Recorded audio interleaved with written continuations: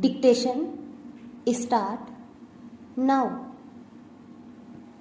The first relief claimed by the plaintiffs in the suit is a decree for declaration that the reconstituted partnership deed dated 17 February 1992 was illegal and void, and there was no intention or desire of Shri Rajendra Prasad Singh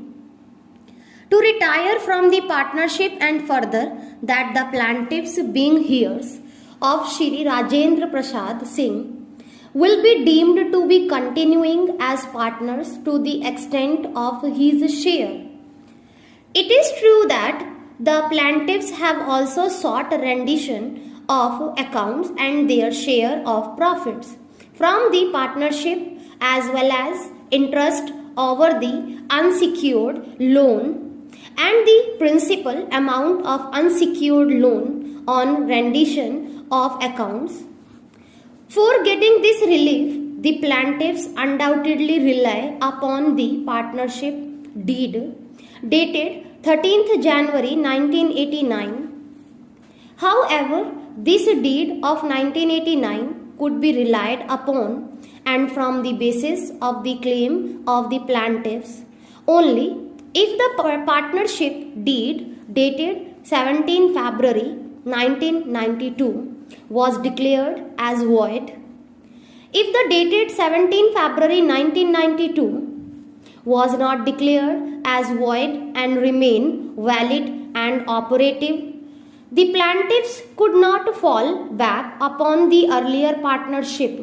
deed dated 13th January 1989 to claim rendition of accounts and their share of profits. Therefore, in order to get their share of profits from the partnership, because it was absolutely essential for the plaintiff appellants to have a partnership deed dated 17 February 1992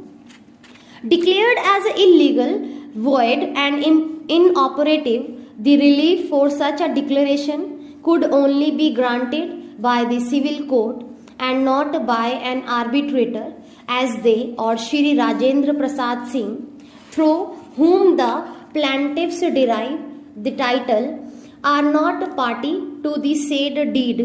The trial court had therefore rightly held that the matter could not be referred to arbitration, and the view to the contrary taken by the High Court is clearly illegal. Subsection 2 of Section 8 of the 1996 Act says that the application referred to in subsection shall not be entertained unless it is accompanied by the original arbitration agreement or a duly certified copy thereof. As already stated in the earlier part of the judgment, defendant number 3 had moved an applicant on 25th November 2004 under Section 34 of the Arbitration Act 1940 for staying the proceedings of the title suit and for referring the matter to arbitration. He filed a supplementary petition to the aforesaid application on 16th December 2004. Herein also reference was made to Section 34 of Arbitration Act 1940. Thereafter, he filed an application on 28th February 2005, praying that as the Arbitration Act 1940 had been repealed and the suit is of 1998, to avoid any confusion, his earlier petitions may be treated to have been filled under Section 8 of the Arbitration Act 1996.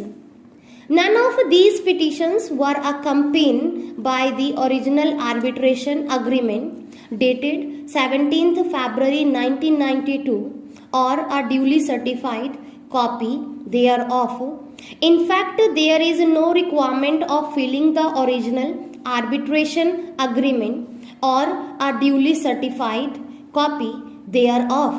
under section 34 of Arbitration Act 1940, and as such there was no occasion for defendant number 3 to file the aforesaid document.